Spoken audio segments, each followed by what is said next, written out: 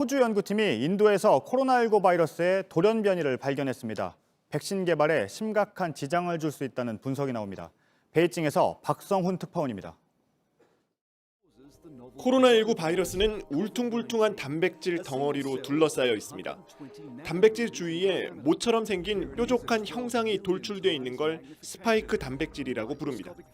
이 스파이크 단백질이 인간의 폐 속에 있는 효소와 결합하면서 코로나19가 전염되는 겁니다. 이 때문에 미국과 중국 등 세계 각지에서 진행되고 있는 백신 개발은 바이러스를 운반하는 스파이크 단백질의 결합을 막는 방식으로 진행되고 있습니다. 중국 우한에서 시작된 코로나19가 전 세계로 퍼지면서 현재까지 발견된 돌연변이는 3,500종이 넘습니다. 그런데 대만 창화대와 호주 머독대 공동연구팀은 지난 9일 스파이크 단백질 형태가 다른 돌연변이를 처음으로 발견했다는 논문을 발표했습니다. 돌연변이는 지난 1월 27일 우한에서 인도로 간 한 대학생 확진자로부터 나왔습니다. 연구진은 중요한 돌연변이체의 발견이라며 진행 중인 백신 개발이 쓸모없게 될 수도 있다고 경고했습니다. 세계보건기구는 어제 백신 3건이 임상실험에 돌입했다고 밝혔지만 중대한 돌출 변수가 생긴 셈입니다. 베이징에서 JTBC 박성훈입니다. 코로나19 확산은 언제쯤 마무리가 될까요? 임상 의료진들은 인구 60%가 면역을 가져야 종식된다는 의견을 내놨습니다. 장기전에 대비해야 한다는 의미입니다. 박유미 기자입니다.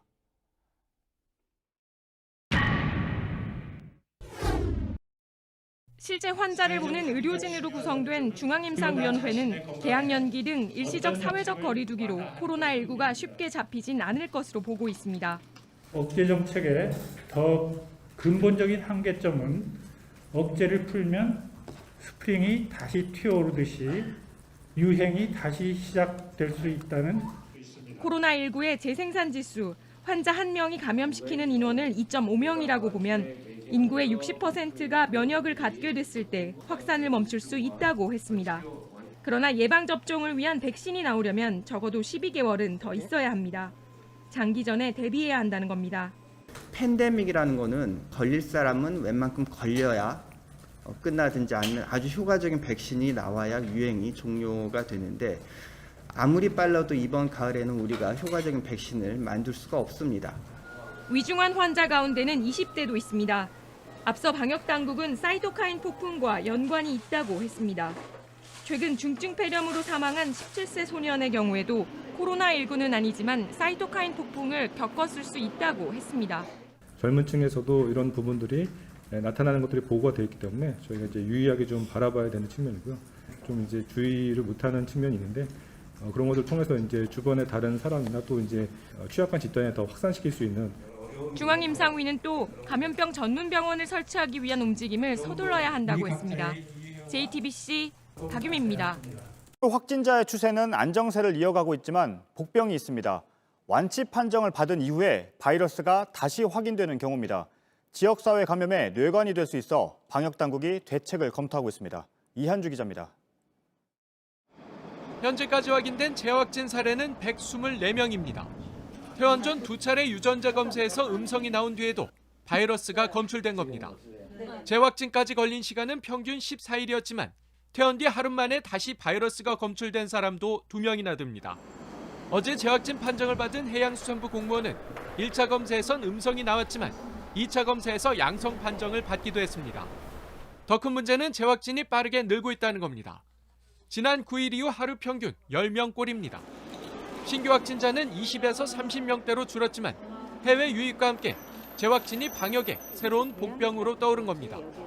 완치 판정 이후 몸 안에 남아있던 바이러스가 재활성화되면서 다시 전파의 매개체가 될 수 있기 때문입니다. 전문가들은 재확진의 전염력을 확인하고 추가 감염에 대비한 방역 대책을 마련해야 한다고 조언합니다. 재확진 사례도 있고 하니까 2주 격리를 의무화시키면서 경제적 지원까지 해주는 게 어떻겠냐 이런 의견들이 좀 많이 나오더라고요. 방역당국은 재확진자가 태어난 뒤 능동 감시를 강화하고 경우에 따라 격리 해제 기간을 늘리는 방안도 검토하고 있습니다. JTBC 이한주입니다. 또 확진됐다가 완치되기까지 걸리는 시간도 애초 보건당국은 보통 2주라고 했지만 실제로는 훨씬 더 걸리고 있습니다. 완치됐다 다시 확진되는 사례가 많아지는 것도 걱정입니다. 정진명 기자입니다. 애초 보건당국이 발표한 코로나19 평균 치료 기간은 14.7일입니다. 환자가 확진 판정을 받고 완치까지 걸린 시간입니다. 경증 자가격리자도 모두 합한 평균 치료 기간입니다. 그런데 대구시가 관내 확진자를 대상으로 조사해봤더니 훨씬 긴 시간이 걸리고 있었습니다.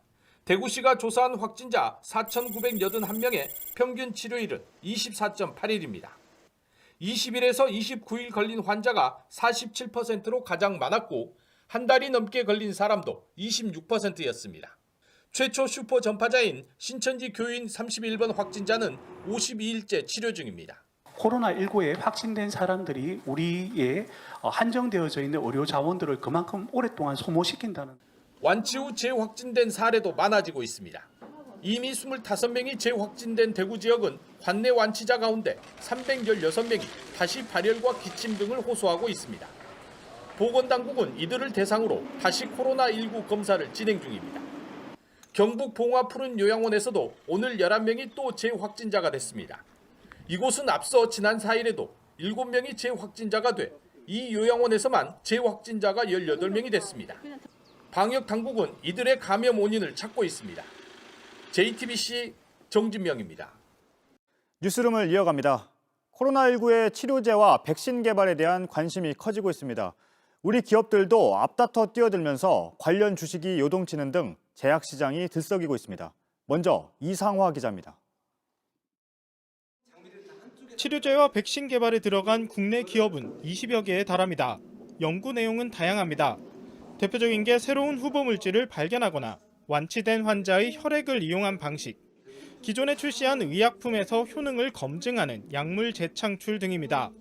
제약기업인 셀트리온은 완치자 혈액에서 항체를 찾아 이를 배양하는 치료제를 만들어 7월에는 인체 임상에 들어가겠다고 했습니다. 녹십자는 아예 하반기 상용화를 목표로 혈장 치료제를 추진합니다. 개발 기간은 짧지만 원료로 회복 환자의 혈액이 필요하기 때문에 중증 환자 위주로 이용할 수 있을 거란 입장입니다. SK바이오사이언스는 백신 후보 물질을 확보해 동물 시험 단계라고 밝혔습니다. 주가가 예민하게 반응하고 관련 시장이 출렁이고 있습니다. 이 때문에 우려도 커지고 있습니다. 바이오협회는 단기적 주가 부양을 위해 결과를 과장하거나 포장해서는 안 된다는 성명을 내기도 했습니다. 실제 개발까지 걸림돌이 적지 않습니다. 특히 인체 안정성을 확인받기까지 긴 임상 기간을 거쳐야 합니다. JTBC 이상화입니다. 제약업체들은 장밋빛 전망을 내놓고 있지만 갈 길이 멉니다. 실제로 허가용 임상 승인을 받은 국내 업체는 아직 한 곳도 없습니다. 이한주 기자입니다. 국내에서 코로나19 관련 임상시험 승인을 받은 치료제는 5개입니다. 모두 신약이 아니라 기존 물질이 코로나19에도 효과가 있는지 확인하는 약물 재창출 시험입니다. 제품 판매 최종 단계인 허가용 임상은 미국 길리어드사의 렘데시비르가 유일합니다. 국내 제품을 포함한 나머지는 모두 의료진이 개별적으로 신청한 연구자 임상 시험용입니다. 연구자 임상은 연구용으로 내가 이 사람에 대해서 이제 치료를 되는지 안 되는지 보겠다고 신청을 하는 경우입니다. 단계 1상이나 3상 이런 건 상관없는 겁니다. 임상을 통과해도 상용화까지는 최소 수개월이 더 걸립니다. 그런 바이러스 억제 효과가 증명이 됐는지에 대한 공개가 되면 좋겠거든요. 단순히 효과가 있을 수 있다. 이 정도의 사안만을 가지고 발표를 하게 되면 상당히 혼란을 줄 수 있거든요. 대량 생산이 가능한지도 다시 따져봐야 합니다. 사스나 메르스 때도 많은 국내 기업들이 치료제와 백신 개발에 뛰어들었지만 아직 완성 제품을 내놓은 곳은 없습니다. JTBC 이한주입니다. 사람을 상대로 한 코로나19 백신 실험이 미국에서 처음으로 시작됐습니다. 하지만 안전성을 입증해서 상용화하기까지는 빨라도 1년은 걸릴 걸로 보입니다. 김민관 기자입니다. 미 국립보건원 전염병연구소가 코로나19 백신 개발을 위한 인체 실험을 시작했습니다. 실험 참가 인원은 총 45명으로 18살부터 55살 사이의 건강한 성인입니다. 백신의 이름은 mRNA-1273입니다. 코로나19 바이러스에 강력한 면역 반응을 보이는 바이러스 단백질을 몸 안에서 만들어내는 역할을 합니다. 참가자들은 약 한 달 간격으로 각기 다른 용량의 백신 주사를 2번씩 맞게 됩니다.